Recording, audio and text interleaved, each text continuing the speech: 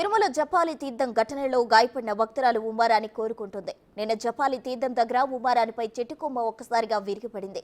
ఈ ఘటనలో ఉమారాణికి తీవ్ర గాయాలయ్యాయి. ఆమెకు తిరుమలలోని అశ్విని ఆసుపత్రిలో ప్రాథమిక చికిత్స అందించి మెరుగైన వైద్యం కోసం తిరుపతి బోర్డు ఆసుపత్రికి తరలించారు.